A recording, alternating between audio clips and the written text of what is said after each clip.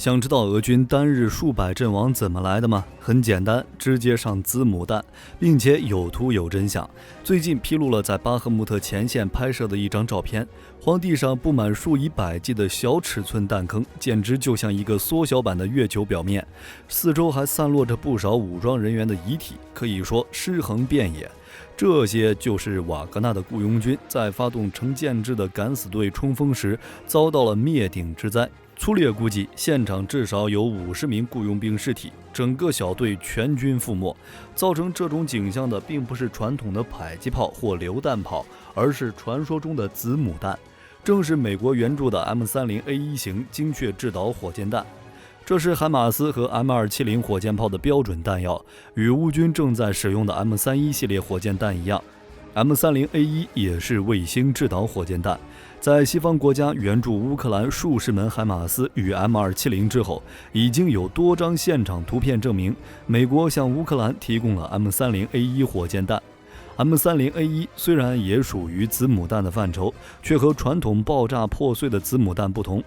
M30A1 拥有18万枚直径几毫米的钨钢金属球，在战斗部爆炸后，这18万枚小球可以瞬间向所有方向迸射。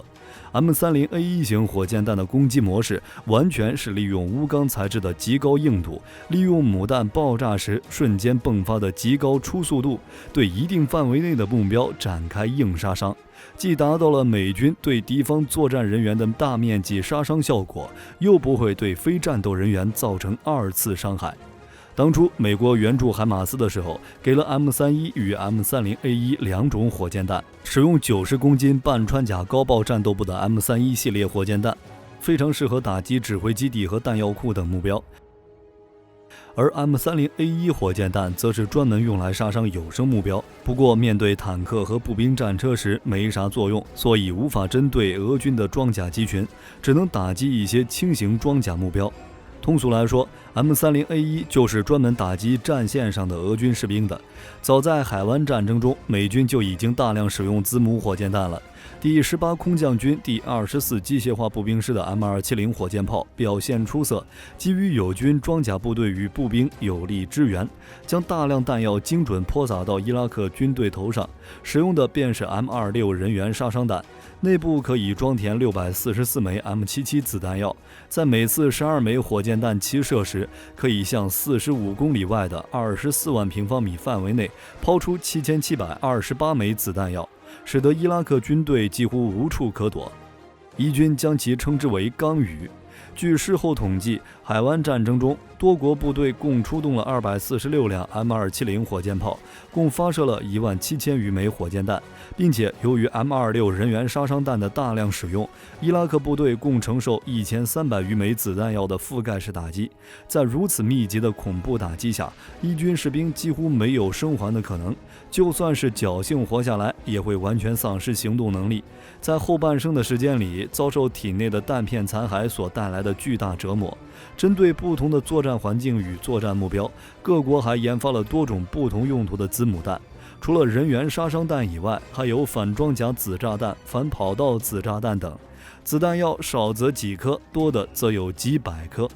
在真实的战场上，由于可装载不同用途的子炸弹，再加上集束炸弹面积广大的爆炸覆盖范围，特别适合攻击人员或者装甲集群目标。原本美国海马斯火箭炮还装备了 M30型火箭弹，但由于其子弹药使用无法将哑弹概率降到1%以下，这样可能会在后期继续爆炸，对平民造成杀伤，所以美军便淘汰了 M30型，只留下了 M31单弹头型 GPS 制导火箭弹。但子母弹在战场上确实好用啊，于是美军便研发了 M30A1 型火箭弹，用来替代了 M30。由于考虑到俄军新兵训练不足、指挥系统存在问题等原因，在巴赫穆特前线战场仍是以瓦格纳雇佣兵作为主力。毕竟俄军士兵阵亡要给抚恤金，但雇佣军可不需要。然而俄军在之前的交战中，装甲车与坦克损失数量太大了，这导致前线已经没有足够的装甲力量来掩护瓦格纳集团发动步坦协同进攻，只能在后方炮兵的掩护下发动轻步兵冲锋。在这种情况下，瓦格纳只能出动轻型军用车辆或民用车辆。在路况极其恶劣的情况下，士兵甚至只能徒步穿越乌克兰广阔的荒野发动进攻，这就给乌军的子母火箭弹提供了绝佳的机会。此次全军覆没的瓦格纳小队就是这么被乌军火箭弹报销的。真不明白瓦格纳指挥怎么搞的，这种用人命换推进的方式，不能说没用，但效率着实低下。在巴赫穆特前线推进只能以米为单位，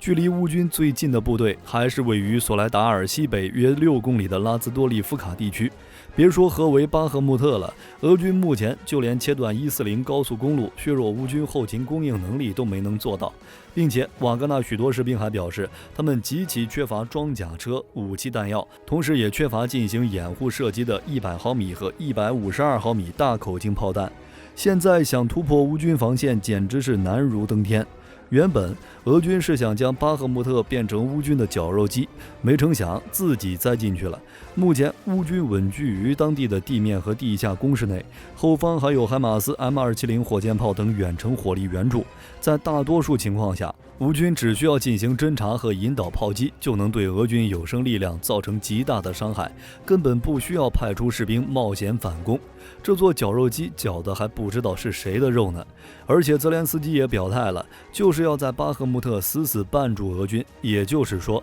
俄军是指望不上乌军不战而退了。摆在普京面前的选择只有2个了，要么承认失败，俄军更换进攻方向，或就此展开和平谈判；要么集结更大规模的军事力量和武器装备，发动一场远超以往的战略进攻，以大量人员伤亡为代价吃下巴赫穆特。但对于本就糟糕的俄军士气和国内舆论来说，俄罗斯还能再接受一场惨烈伤亡吗？也许从莫斯科迟迟未排除所有动员部队发动进攻的举动来看，已经告诉我们答案了。毫无疑问，巴赫穆特已经成为俄军的绞肉机了，而这离不开西方援助的武器装备。自从战争爆发以后，对俄乌冲突产生重大影响的武器很多，比如第1阶段时期的便携式武器，为乌军以后的反攻开辟了胜利。到了第2阶段，西方开始援助海马斯火箭炮、AGM-88反辐射导弹以及鱼叉反舰导弹等，为乌军的远程打击提供了条件。这些武器都发挥了重大作用，但相对而言，对俄乌冲突影响最大的仍是海马斯火箭炮。俄军战场的真正转折点其实早于哈尔科夫反击战。事实上，在俄军占领卢甘斯克全境的时候，转折已经在悄悄发生了。海马斯火箭炮到来，在乌军创造性运用下，用一种不对称的优势，有效遏制了俄军，而乌军一共才得到16门海马斯。为什么这么说？因为俄军从第2阶段作战任务开始，为了避免大量人员伤亡，主要采取的作战样式就是炮战和潜壕战。这种作战样式曾经让乌军每天伤亡1000人，但仔细观察当时俄军的表现就能发现，海马斯到达战场之后，俄军炮兵开始出现颓势。有人觉得这是俄罗斯军工生产体系出了问题，炮弹供应不上了，甚至还传出从朝鲜买弹药的消息。还有消息称俄军炮管损耗太严重，并且缺乏数字化火控系统。但最让人信服的一个理由是海马斯的到来。乌军凭借海马斯对俄军后勤仓库精确打击，让俄军逐渐失去了火炮优势。仅以海马斯常用弹药为例，海马斯主要使用 M30A1 与 M31 型 GMLRS 精确制导火箭弹。M31 型火箭弹战斗部重90公斤，采用单一弹头的炮轰破片弹，最远射程84公里，采用了 GPS-INS 组合制导系统，具备不俗的命中精度。误差仅为5到10米，更是获得射程70公里的狙击枪的美称。而在2015年开始装备美军的 M30A1 火箭弹，采用了替代战斗部，装有404枚杀伤破甲双用子弹药，低空抛洒以后可放射18万颗钨合金弹丸，对目标战场实施地毯式破坏性轰炸，形成的热浪和冲击波也能对战场人员和轻型装甲等武器装备造成严重的损伤和摧毁。区域杀伤面积可以达到20万平方米。俄军之前最常用的战术便是集结炮火，粉碎前进道路上的一切。但海马斯通过中断俄军炮弹供应，抵消了俄军炮火部队的优势。正是海马斯到达战场之后，预想中的顿涅茨克大战才没打起来。因为俄军本想复制卢甘斯克的打法，用火炮优势碾压乌军，在他们的预想中，这只是10几门火箭炮而已。但没想到的是，乌军根本不进行对攻，而是专门打击俄军软肋。当然，在海马斯发挥作用的背后，离不开西方国家的情况侦察网络以及乌军敌后情报工作的成功等原因。只要乌军发现高价值目标，便利用海马斯将其摧毁。这些目标包括桥梁、道路、弹药库、后勤补给以及指挥中心等，完全将常规武器用出了战略武器的作用。俄军当然也认识到了情况的严重性，但却没有办法进行征对。此前，乌军还用木材制造了大量假的海马斯，用来吸引俄军火力。